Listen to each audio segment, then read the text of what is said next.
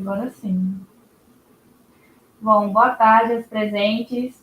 Meu nome é Graciela Marques, sou estudante de Direito da Universidade Federal Fluminense e, como membro do Centro Acadêmico Dom Valdir Calheiros e do Observatório de Direito e Tecnologia, irei mediar o evento sobre reconhecimento facial e racismo no processo penal.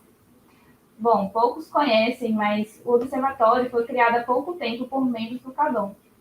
O Observatório surgiu da urgente necessidade de uma discussão qualificada e acessível sobre as inúmeras inovações tecnológicas experimentadas pelo direito nos últimos tempos. Além disso, temos presente a convidada Valquíria Niterói, a qual é professora da rede municipal, estudante de pedagogia da Universidade Federal Fluminense, ativista dos direitos humanos e vereadora da Câmara Municipal de Niterói pelo PCdoB. E como segundo convidado, temos Paulo Renat, o qual é doutorando em Direito na UNB, professor universitário no CELB, pesquisador no Aqualtune Lab e também foi gestor da elaboração do Marco Civil da Internet do Ministério da Justiça. Além disso, reitero que durante o evento será disponibilizado no chat o formulário para inscrições que irá conceder horas complementares. E, sem delongas, sejam todos e todas bem-vindos. Agora irei passar a palavra para a Valquíria Niterói. Bom, boa noite.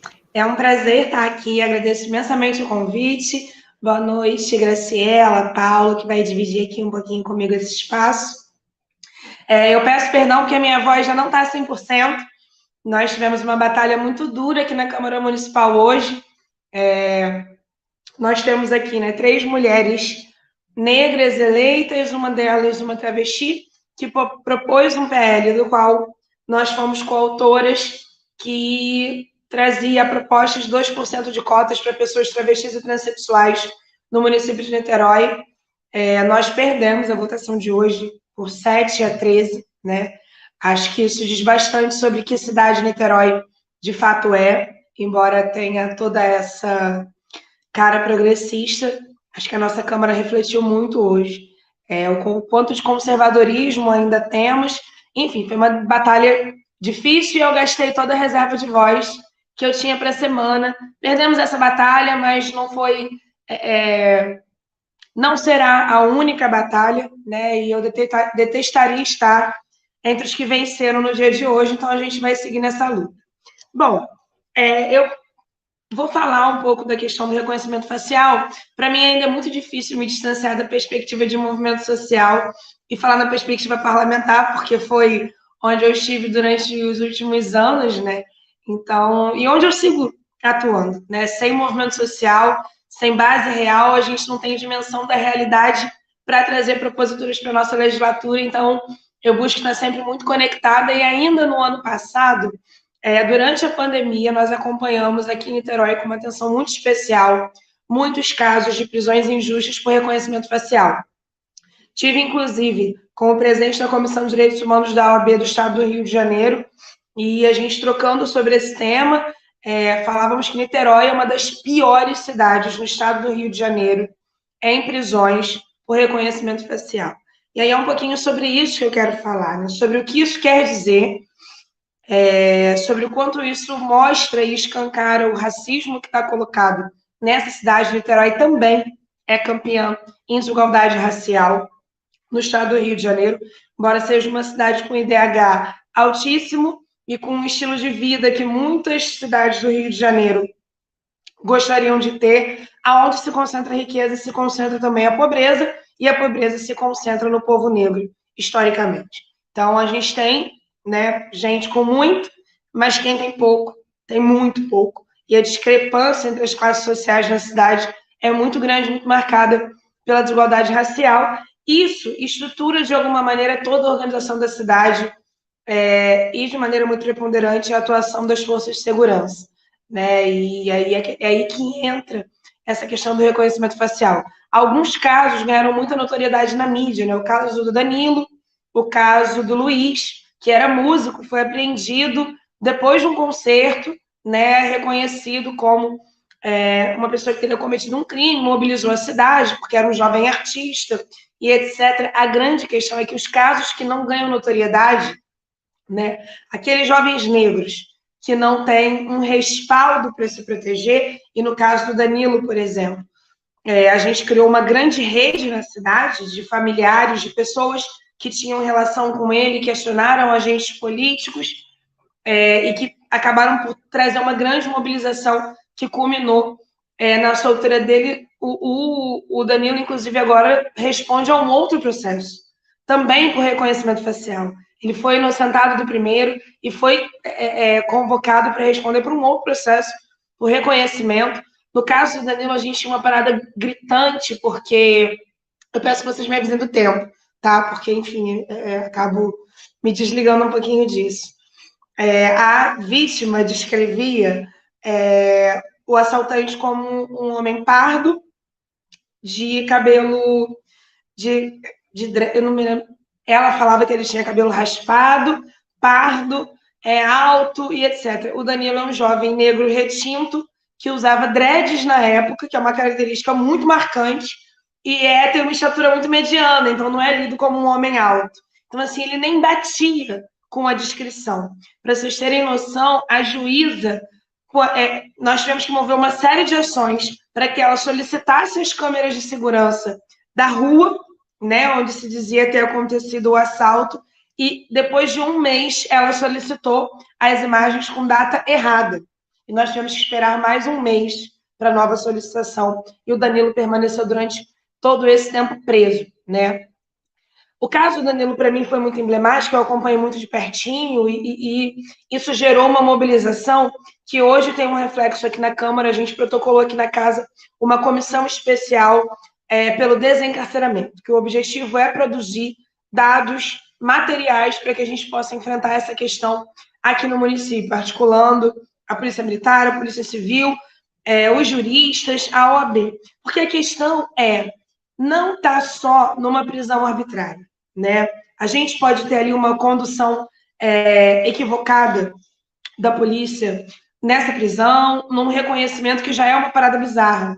A grande questão esse jovem é preso por reconhecimento facial, ele vai para um tribunal, onde uma promotoria o acusa, mesmo com ausência de provas, e um juiz prende ele, mesmo com ausência de provas.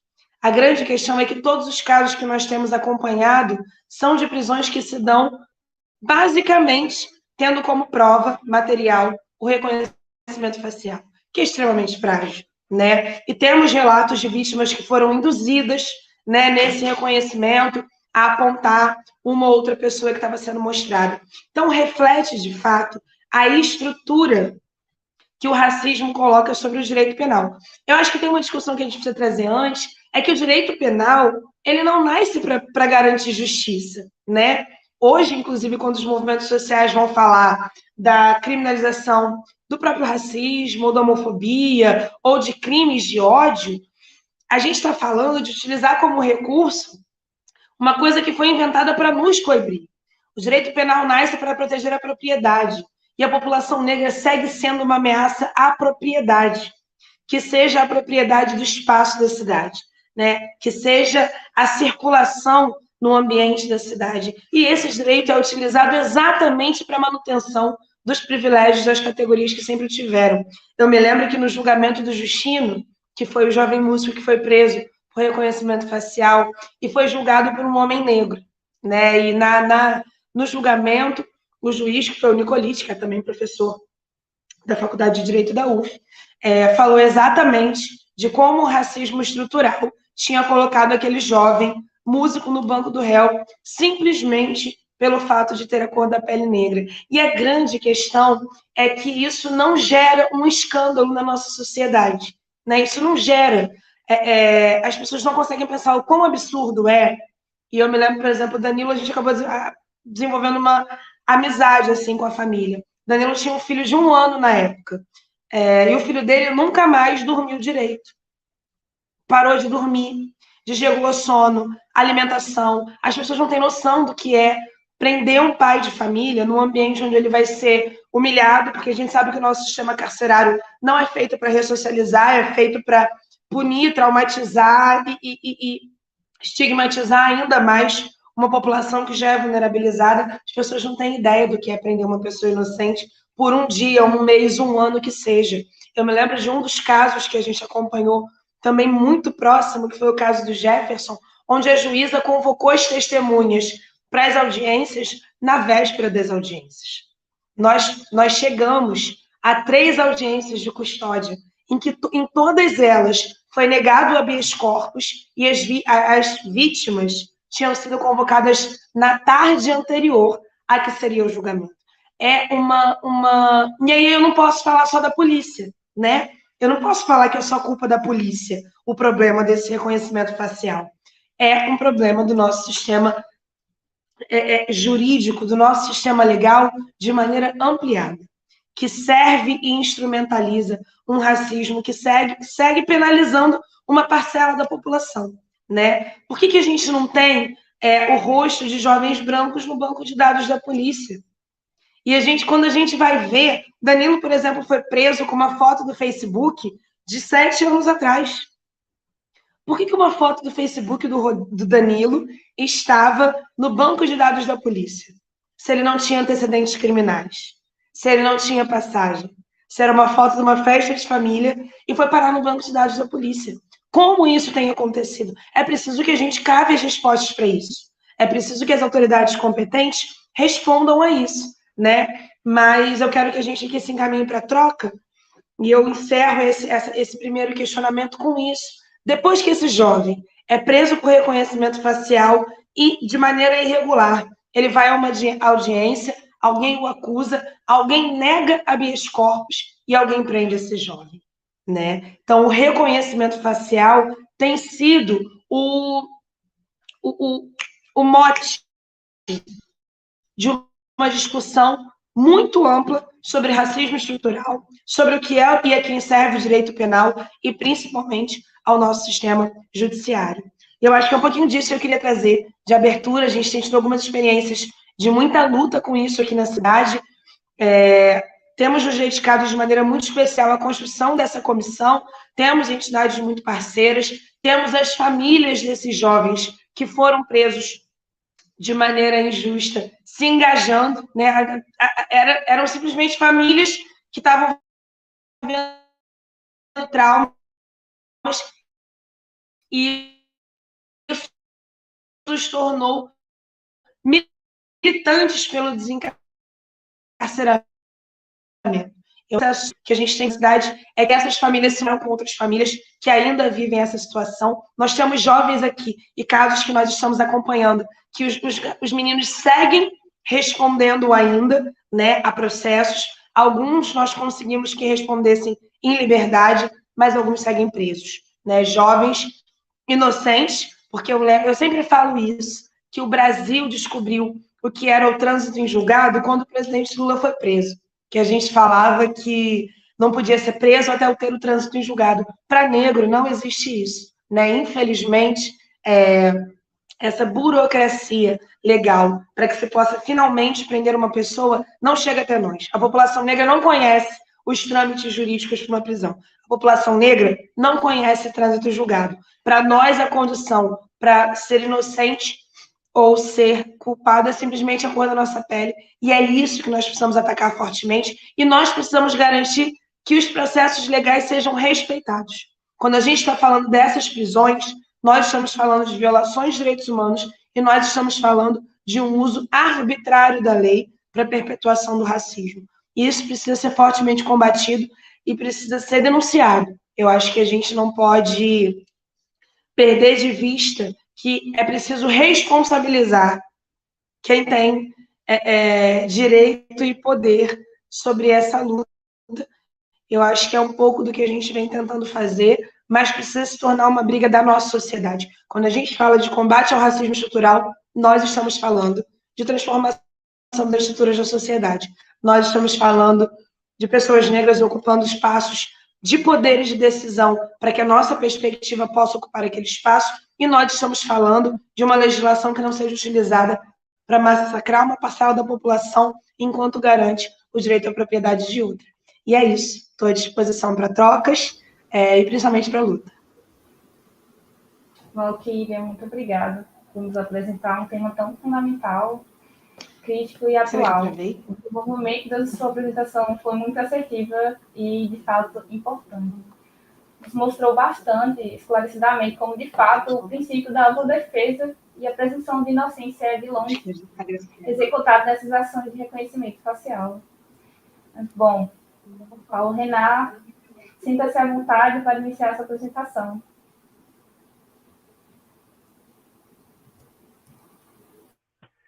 Olá, então, uma boa tarde. Aqui em Brasília ainda boa tarde. Mas já aí mesmo. No Rio de Janeiro, em Niterói, deve já ter anoitecido, né, pela nossa distância aqui. Mas então, boa noite também a quem nos estiver vendo ao vivo aí. E também meus cumprimentos a quem for acompanhar essa fala depois, né, quem simplesmente só puder ver a gravação, também receba aí o meu olá. Esse é um tema muitíssimo importante, né, que a gente precisa debater aqui a respeito do reconhecimento facial e o seu uso no campo do direito penal. Eu, enfim, há algum tempo tenho me dado conta de que a parte da tecnologia, como uma promessa de inovação, uma abertura de possibilidades de grandes mudanças, ela simplesmente, à medida em que ela vai se frustrando, né, em uma e em outra situação, ela nos permite, na verdade, enfrentar problemas que já existiam há muito tempo, né, que já eram muito graves, mas que acabam sendo desvelados, né, que deixam de ser invisibilizados em função da possibilidade que a gente tem de conversar sobre cada um desses problemas. A Valquíria, e aí, Valquíria, eu quero primeiramente aqui abrir um parênteses para, sempre que possível, você legitimar a sua atuação no sentido de não buscar nenhuma neutralidade, não buscar nenhuma isenção e, pelo contrário, sempre se colocar frontalmente a partir da sua experiência. Né? Nesse pequeno parênteses aqui que eu quero usar nessa abertura, quero fazer uma referência aqui um pouco cabeçuda, digamos assim, né? Um pouco intelectualoide, ao Aristóteles, que ele, ao falar da retórica, né, ele apontava 3 formas de convencimento. Ele falava do pensamento, ele falava da sensação e ele falava do comportamento. Então, ele falava de logos, ele falava de ethos e ele falava de pathos, né, que é a coisa de você, então, ser apaixonado, né, de você sentir, né, o apaixonado, o paciente, né, aquele que sofre, aquele que está submetido a alguma coisa. A ética, né, por parte do ethos, é a ideia do comportamento, é aquilo que você faz, né, aquilo que você realiza no mundo, aquilo que você põe para fora. E o logos é o raciocínio, né, a ideia de você, através da palavra, verbalizar e entender as coisas do mundo. Acho que o nosso mundo, em especial, muito em especial, o campo progressista, o campo da esquerda, o campo que se propõe a realizar as promessas dos direitos humanos, tem se dedicado há muito tempo, já a partir, enfim, talvez do iluminismo, a atuar cada vez mais na legitimação do raciocínio, da razão, por meio da palavra, da construção de ideias muito bem encadeadas. E hoje a gente vivencia um momento em que está muito claro como é difícil a gente fazer discursos não só apaixonados, mas apaixonantes. Né? Como é muito fácil a direita cooptar as mentes e os corações, né, que estão desacreditados com as promessas do Estado democrático, simplesmente usando palavras de verdade absolutamente vazia, sem nenhuma estrutura lógica nas suas colocações, mas eles conseguem mobilizar usando dessa parte estética, né, que faz com que as pessoas sintam aquelas palavras mais do que pensem sobre aquelas palavras, e sendo coerentes nas suas ações. acho que tem nos faltado, e por isso é muito importante que a gente possa ter, né, aqui nesse espaço, Valquíria, e aí agora sim te cumprimento adequadamente, né, uma vereadora preta da favela, professora, né, que professa uma religião, uma religiosidade de matriz africana. Isso é muito importante para a gente poder dialogar com as pessoas que são alvo preferencial, né, do direito penal. E essas pessoas, nós, pessoas negras, né, que, enfim, não também vou me permitir me emocionar, se for o caso, né, mas ontem, por exemplo, ontem mesmo, eu estava tendo acesso aqui pelo Instagram a, a fala de um garoto que estava sendo abordado, salvo engano, no Rio de Janeiro, porque ele entrou e saiu muito rápido de uma loja. Né? O post foi feito ali com o nome de Carioquice Negra, acho que o perfil é o Carioquice Negra. Tá? E foi um post feito ontem, não sei se é o último post do perfil, mas não, já tem outros posts, já tem notas e tem, enfim, várias decorrências. É um vídeo pesado de assistir, é uma meia hora, eu confesso que eu só consegui ver coisa de 4 minutos, mas uma abordagem policial, e aí você vê a polícia repetindo, né, um mantra: estamos aqui para promover a sua segurança, né, não faça isso para a sua segurança, sendo que a única coisa que está colocando ele sob ameaça é a presença da própria polícia. Não tem mais nada ameaçando a integridade daquele sujeito. É quase uma ameaça, né, o policial falar para ele: não se mexa muito rápido para a sua segurança, né, abaixe o telefone para a sua segurança.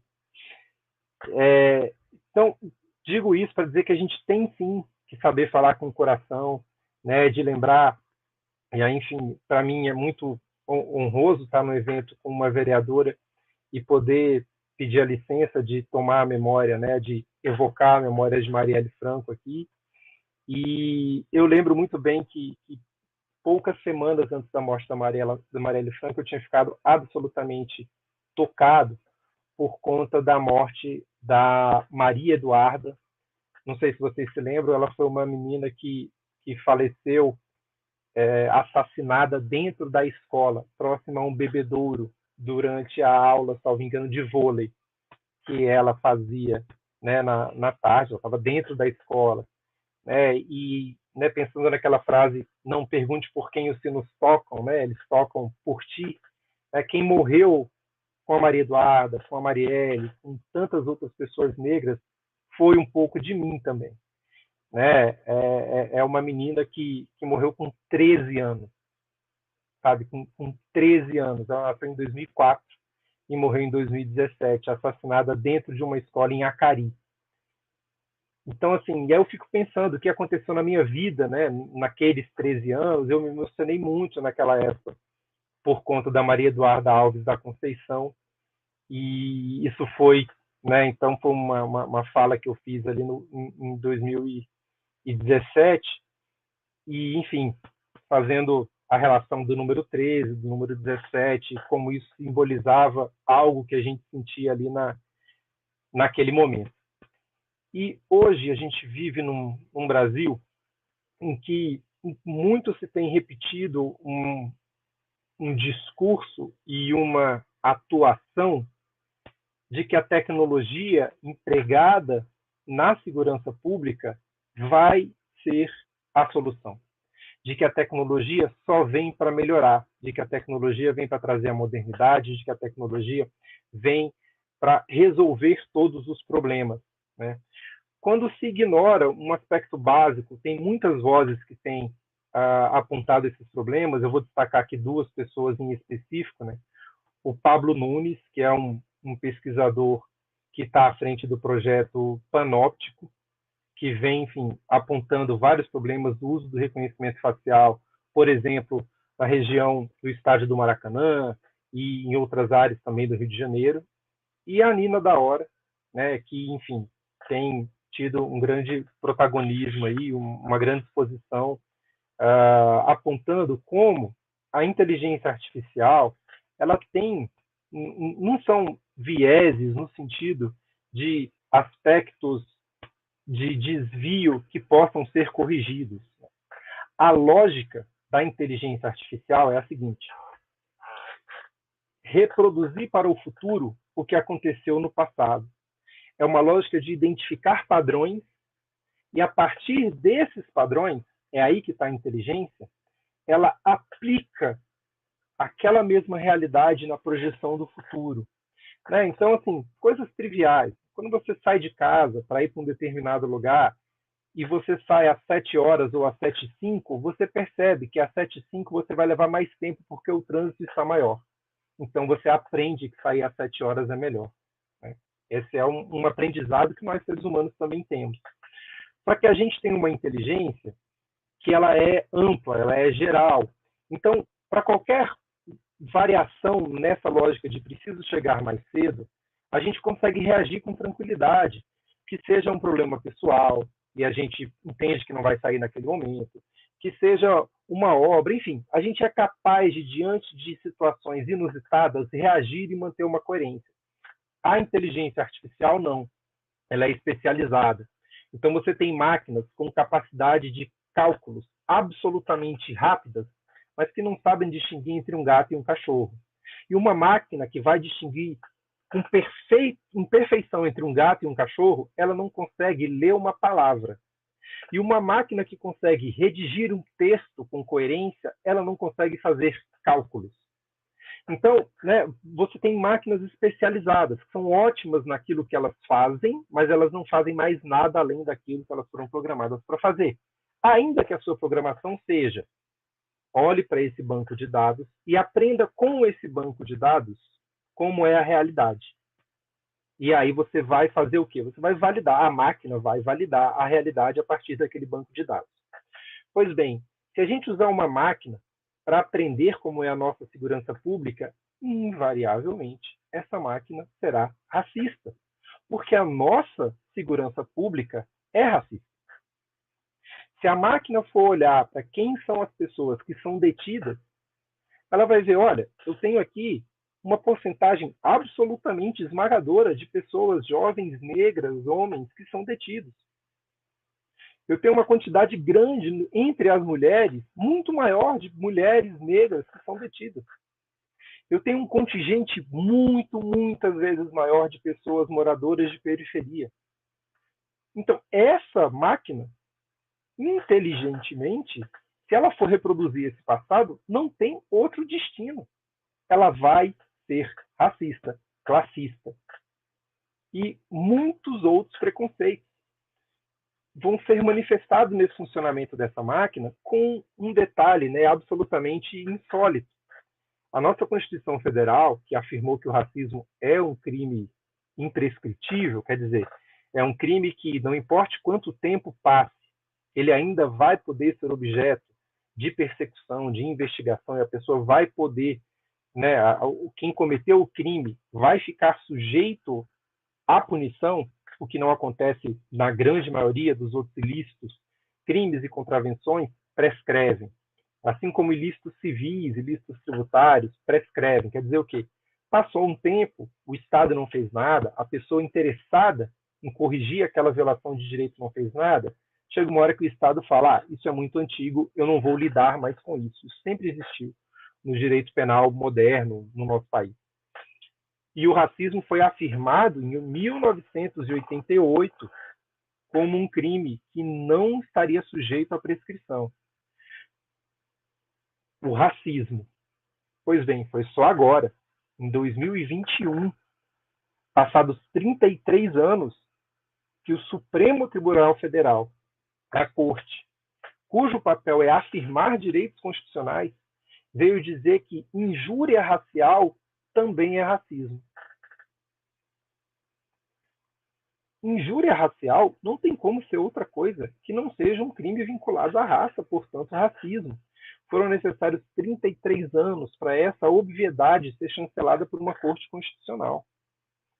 Sendo que, embora o Código Penal seja de 1940, além de ele ter sofrido várias atualizações até 1988 e de 88 para cá, inclusive já foi atualizado esse ano mesmo, a lei, hoje, né, que dá a base para a punição de qualquer tipo de discurso de ódio, né, ela nasce em 1989, então já um ano depois da Constituição Federal de 88, para afirmar categoricamente que discriminação com relação à raça é crime.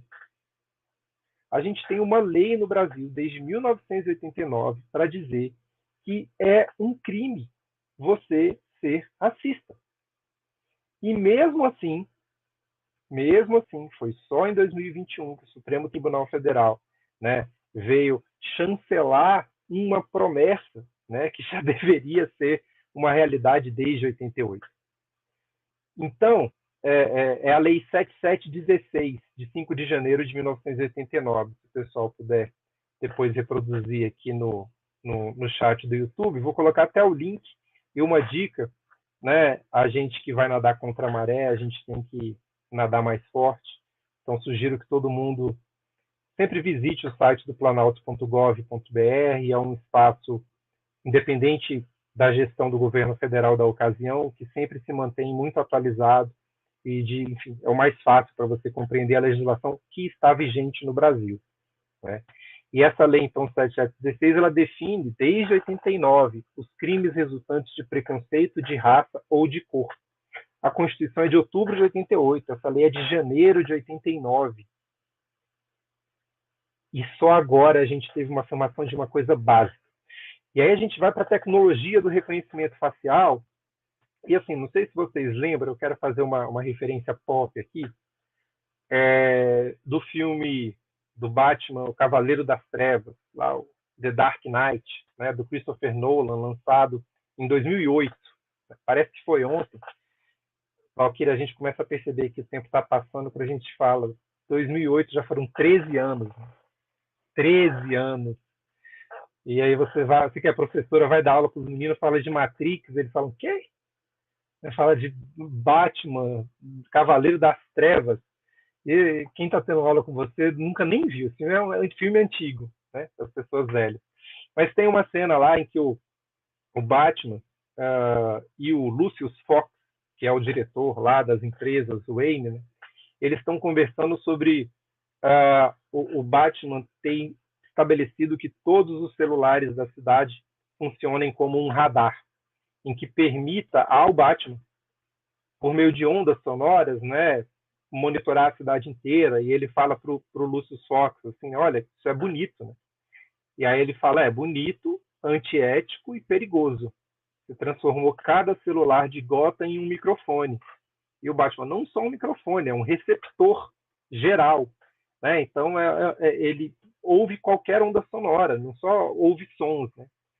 E aí o Lucius fala, olha, você pegou o meu conceito de sonar, aplicou a todos os telefones da cidade, né? E aí você pode ver Gotham inteira, isso é errado. Aí o Batman fala, não, mas eu tenho que encontrar o Coringa. Esse cara é um bandido, ele é muito grave, eu tenho que saber onde ele está. E o Fox pergunta, mas qual o preço disso? E ele vai dizer, não, mas o banco de dados está criptografado. Só tem uma pessoa que pode ter acesso a ele, né? Só você vai ter acesso. Ele fala, não, mas isso é poder demais. O Lucius Fox, isso é poder demais para uma pessoa. Espionar 30 milhões de pessoas não faz parte. Olha o avião, filho, da minha descrição de trabalho. E aí ele fala assim, olha, eu vou te ajudar, vai ser só essa vez, mas aí eu vou pedir demissão. Porque enquanto esse aparelho estiver funcionando nas empresas Wayne, eu não vou estar mais. Então, veja que o homem negro no filme, ele é o portador da denúncia de que essa máquina é uma injustiça. Ainda assim, ele vai realizar essa injustiça e ele vai se demitir. E o abuso excepcional vai acontecer, né? E fazendo uma referência literária também, tem um conto do Kafka, um livro pequeno chamado Na Colônia Penal, em que ele descreve uma máquina, né? E aí eu já me encaminho aqui para o meu final, chamada uma máquina de vidro, que ela inscreve nas costas do condenado a sentença da condenação dele. Então o sujeito se deita, né, com a barriga para baixo, e como uma máquina tatuadora, essa máquina, né, com um rastelo, vai escrevendo nas costas dele a sentença. Com um detalhe de que a sentença é inscrita numa grafia que ninguém entende qual que é a sentença, o julgamento é secreto, mas a máquina foi pensada numa lógica de que aquele homem, ao ter, né, aquela inscrição nas suas costas, com sangue até a morte, o levaria a uma epifania e que ele entenderia por que ele estaria sendo condenado. Mas veja bem, a máquina, né, tem um aspecto absolutamente tecnológico e mágico, né, que ela é feita de vidro, para garantir que todo mundo possa ver a transparência do funcionamento da máquina. E as pessoas possam assistir àquele espetáculo de aplicação da lei e né, muito custo foi muito caro fazer com que essa máquina tivesse uma parte de vidro em que as agulhas, né, pudessem ser vistas. E é isso que a gente está fazendo com o reconhecimento facial. Uma aplicação de uma tecnologia que é bonita por si mesmo, mas que é só mais uma máquina de encarceramento e, se não, assassinato da população jovem negra no Brasil.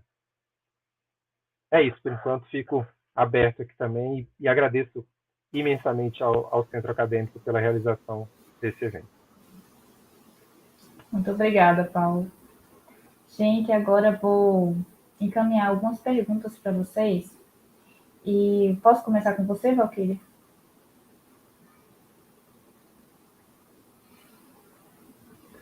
Então, um tema de destaque sobre a discriminação nas tecnologias. Você pode ocultar seu áudio?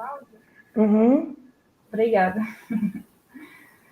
Um tema de destaque sobre a discriminação nas tecnologias é o reconhecimento facial.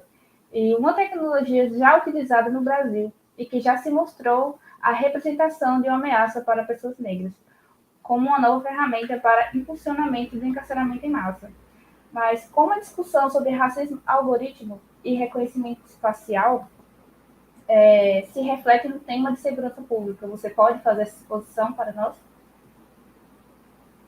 Olha, eu acho que a fala do Paulo elucidou um pouco o que essa pergunta está querendo saber, né? As máquinas, elas reproduzem padrões. Se o padrão da sociedade é racista, ele vai ser reproduzido por essas máquinas. Durante a fala dele, me lembrou um negócio que Niterói anunciou com, enfim, assim, muita pompa e felicidade que a cidade ia ter câmeras, né, instaladas por toda a cidade, prontas para fazer o reconhecimento facial e acionar unidades policiais próximas. E a cidade estava anunciando isso como um grande boom de segurança pública e eu fiquei apavorada quando eu vi, né? E eu tenho certeza que todo preto da cidade também ficou, porque imagina que você pode estar andando em qualquer lugar na rua e uma câmera de rua vai te olhar e vai achar que você se parece com um bandido e vai acionar uma viatura para chegar até você, né? Ou vai acionar o comando policial para que ele envie uma viatura para te prender. Isso parece muito Matrix, o Paulo falando como a gente está velho. 13 anos atrás eu estava entrando em sala de aula pela primeira vez. É muito tempo, né, que a gente...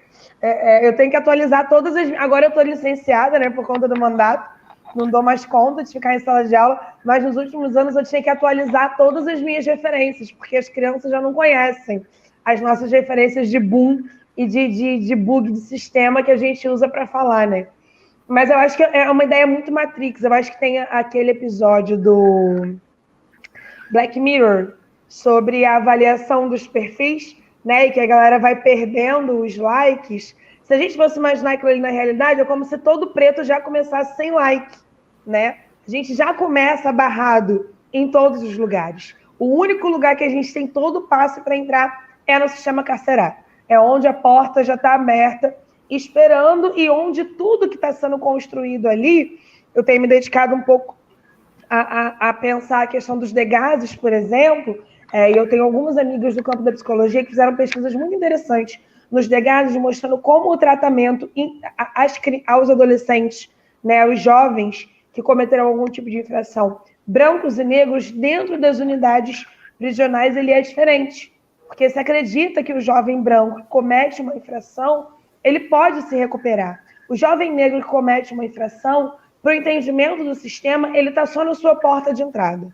Espera-se que ele vá sair dali e voltar, e sair e voltar, até se tornar maior de idade, para que ele possa adentrar de vez o sistema penitenciário e ali seguir uma saga que é considerada inevitável. Então, essa tecnologia, eu acho que a resposta principal para isso, gente, é que o racismo organiza a sociedade.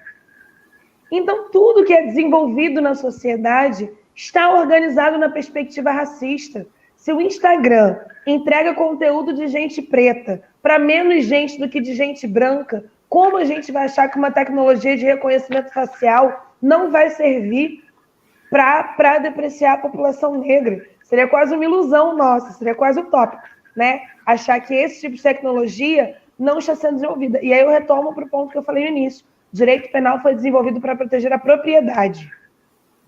Eles preferem prender pessoas inocentes para permitir que as madames andem em Icaraí com seus celulares. Já estou falando de localidades, porque, enfim, Icaraí é o bairro mais conhecido da Zona Sul, aqui de Niterói, né? Eles preferem prender qualquer inocente para que a madame possa andar com seu iPhone na mão tranquilamente na praia de Icaraí.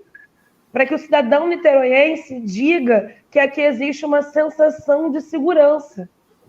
E essa sensação de segurança ela só existe para quem é branco. Que preto que vê carro de polícia fica com medo. Porque um código de segurança que a gente aprende desde criança.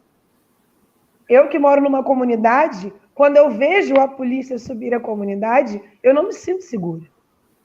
Então, a política de policiamento ostensivo, de utilização das tecnologias para identificação da criminalidade, ela é, em sua síntese, a proteção da propriedade privada da população branca e da privatização do espaço da cidade. Em determinadas áreas, nós não vamos circular. Em determinadas áreas, haverá presença massiva da polícia nos mostrando que a nossa presença ali é estranha. Então, finalizando, eu acho que o Paulo respondeu muito mais isso do que eu na sua fala. A tecnologia irá reproduzir a estrutura da sociedade e a sociedade brasileira, e eu acho que a sociedade mundial pós-colonial é organizada a partir do racismo. Então, não existe nenhuma estrutura que a sociedade vá desenvolver que não seja feita para a manutenção dos postos que estão vigentes e da hierarquia racial. A única maneira de nós utilizarmos a tecnologia ou qualquer tecnologia que se desenvolva, né, para além das mídias e das máquinas especificamente, mas pensando na tecnologia no seu sentido de potencial de transformação, né, a tecnologia no sentido da inovação, é preciso produzir uma tecnologia de transformação dessa sociedade para que a gente possa ter, de fato, as máquinas a nosso favor. Eu sou analfabeta digital, eu vivo falando isso. Assim. Para mim, é muito louco pensar que eu, quando era criança, queria o telefone da Xuxa e agora eu estou aqui sentada no meu gabinete, que tinha no máximo o jogo da cobrinha, que a gente ficava alucinado, e em menos de 20 anos eu estou no meu gabinete, falando com pessoas que podem estar em qualquer lugar no mundo por uma transmissão de um negócio. Isso para mim é um negócio muito doido, né? Toda vez que eu vejo um negócio desse de reconhecimento, não sei o que, eu falo, ó, isso aí é Skynet. Isso aí é o começo da Skynet. Paulo vai me entender. A juventude não sabe mais o que é a Skynet, porque eles não viram o Exterminador do Futuro. Mas todo novo boom, eu olho e falo, isso aí é Skynet. Ó. Quando lançaram, gente, eu demorei a fazer Pix. Eu tava igual aqueles velhinhos que ficam, isso aí é pro banco roubar meu dinheiro, não vou fazer isso não, querem roubar meus dados. Eu sou a louca do querem roubar meus dados. Eu sou aquela pessoa, quando lançaram a Alexa, eu falei, nunca que eu vou botar um negócio desse dentro da minha casa para ligar minha televisão, mexer no meu ventilador. Isso aí é o princípio da Skynet. E, de fato, a tecnologia no sistema capitalista é tecnologia de controle. Não existe fuga disso. Não existe. Até porque nós temos tecnologia suficiente para não destruir mais o mundo, para não explorar mais a humanidade, para reduzir o trabalho, para suprir as nossas necessidades. A nossa tecnologia no sistema capitalista só vai ser usada para garantir mais exploração e no caso das tecnologias de reconhecimento, ela é utilizada de maneira intencional para a manutenção do racismo estrutural.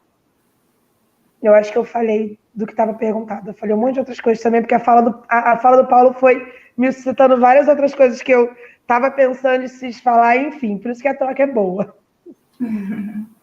Não, você fez um ótimo esclarecimento. Respondeu muito bem. De fato, o reconhecimento facial é mais uma manifestação da necropolítica, né? É como Michel Foucault fala, como pode esse biopoder que tem o dever de deixar viver e deixar morrer. E aí estamos jogados, de fato, aos leões. Agora eu vou direcionar uma pergunta para Paulo. Bom, sabemos que o algoritmo é um conjunto de instruções com base em um banco de dados e que os dispositivos tecnológicos alimentados por estes dados são capazes de controlar e manipular as informações. Tendo em vista o risco dessa automatização a certos grupos vulneráveis, você acredita que a tecnologia ainda pode servir às estratégias de segurança pública no Brasil? Acho que essa pergunta, ela, apesar de muito atual, o final dela, para mim, é o mais importante, né? Que é como tem sido a segurança pública no Brasil. Acho que isso é crucial. Né? Como a Valquíria bem lembrou, a gente só se preocupou com prisão em segunda instância, né? Quando a gente envolveu o presidente Lula na história, né? E a gente só se preocupou com algemas quando, né, um homem branco rico foi algemado por um crime econômico tributário. E a segurança pública no Brasil, né, na linha do que a Valquíria colocou, ela serve muito à proteção dos direitos patrimoniais. Né? Mas isso não é um problema da segurança pública, é um problema do que a gente, no Brasil, reconhece, reproduz enquanto significado. Né? Ou é um problema da sociedade. Né? Por quê? Quando uma pessoa na rua xingada de preto, a ela é referido publicamente como preto de forma pejorativa, é muito fácil a gente ver que isso não causaria tanto escândalo, não causaria tanta indignação, quanto a quebra de uma vidraça, de uma loja, de um shopping center.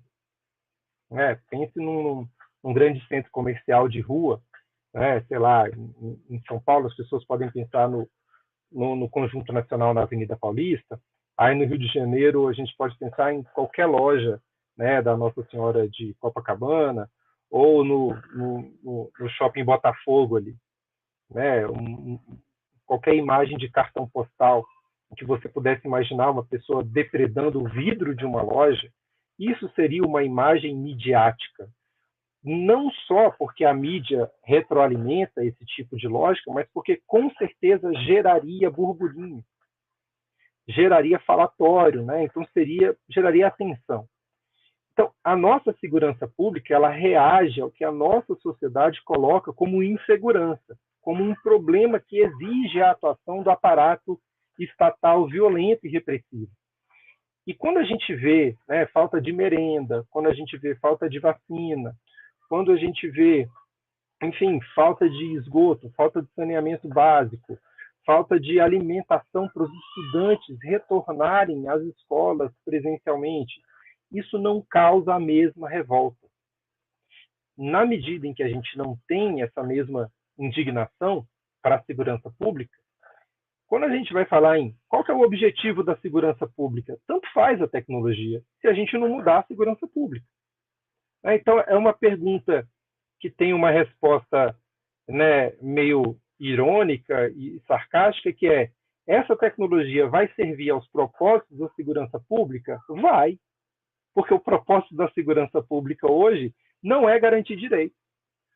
O propósito da segurança pública hoje não é fazer com que as pessoas inocentes possam sair à rua de dia, de noite, com segurança. O propósito da segurança pública hoje é outro, que não é esse. Então, vai servir. Ele só não vai servir se a gente alterar o propósito da segurança pública. E é isso que precisa ser alterado com urgência. E aí vai ficar óbvio como a tecnologia não resolve. Porque eu vou por meio de uma câmera reconhecer qual é o comportamento criminoso. Essa câmera vai estar instalada dentro das casas dos parlamentares que estão realizando ilicitudes? Ou só vai estar instalada nos bairros onde os parlamentares convivem com a comunidade, no espaço público? Porque se você vai cometer crimes de gabinete no espaço privado da sua casa, em saunas, grandes mansões e etc., isso não vai ser filmado, isso não vai ser reconhecido como crime. Mas a população periférica, a população pobre, a população negra, que vai estar mais vigiada. E aí o banco de dados que existe do que é e do que não é crime só vai permitir reconhecer as ilicitudes que são eventualmente cometidas pela população negra periférica. E as ilicitudes que são cometidas pela população branca não serão reconhecidas. Não porque elas não existam, mas porque elas são invisíveis para a segurança pública. Elas estão previstas no Código Penal. Estão previstas no Código Penal, mas não geram condenação, não geram indiciamento. Essa é a questão. Com essa segurança pública, essa tecnologia vai servir perfeitamente. No campo do discurso, a gente já superou a segurança pública racista. E por isso mesmo, muitas empresas estão declarando que não vão mais vender tecnologia de reconhecimento facial. Elas estão declarando que não vão mais desenvolver tecnologia de reconhecimento facial e estão declarando que não vão mais pesquisar tecnologia de reconhecimento facial. Essa foi a declaração da IBM no ano passado, por ocasião do movimento nos Estados Unidos do Black Lives Matter. Eu fico pensando o que o pessoal do Black Lives Matter faria com os números de mortes de pessoas negras do Rio de Janeiro. Porque o que aconteceu no país inteiro, lá é fichinha perto do que acontece em qualquer estado brasileiro, com índices altamente racistas e violentos como o Rio de Janeiro. O índice do país do Black Lives Matter é menor do que o índice do estado Rio de Janeiro. E a gente não gera um burburinho daquele de repercussões mundiais, mas não é que a gente está quieto, não. As pessoas negras estão todos os dias nas ruas. A minha pergunta é, e as pessoas brancas? O que as pessoas brancas estão fazendo? Eu vou te falar o que as pessoas brancas estão fazendo. Dezenas de eventos. Abre seu WhatsApp. Vê os eventos que você recebia até o mês de novembro. Quantas pessoas brancas estão participando dos eventos? Sobre segurança pública, sobre direito penal, sobre direito constitucional, sobre direitos humanos. Agora vai chover de eventos com pessoas negras. Vamos ver em dezembro. Não, mas quando chegar em março vai ter um monte de evento com mulher também. Então é isso que as pessoas brancas estão fazendo. Elas não se importam de realizar uma mesa de debate em que só tenha homens brancos, velhos, ricos, moradores de cidades centrais, com ninguém da periferia.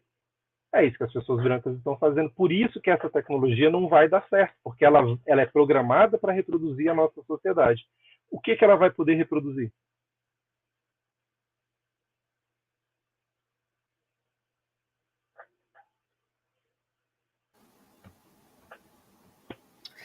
Bom, Paulo, muito obrigada. E, infelizmente, nosso evento chegou ao final. Por mim, nós ficaríamos aqui debatendo por muito mais tempo, porque vocês são muito excelentes, pessoas com muito conhecimento, que agregou demais aqui hoje. Mas eu quero também, primeiramente, agradecer a vocês por terem aceitado o nosso convite, ao público que veio nos prestigiar e à comissão organizadora do Observatório de Direito e Tecnologia, que elaborou esse evento incrível, conjuntamente com o CADOM.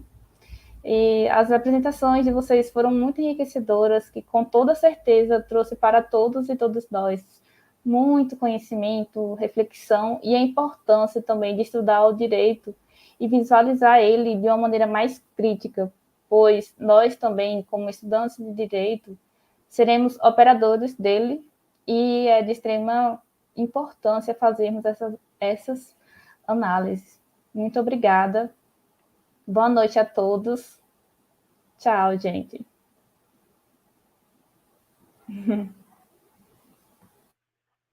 Que pena. Prazer, Valquíria. Tchau, tchau, Graciela. Obrigado. Um prazer.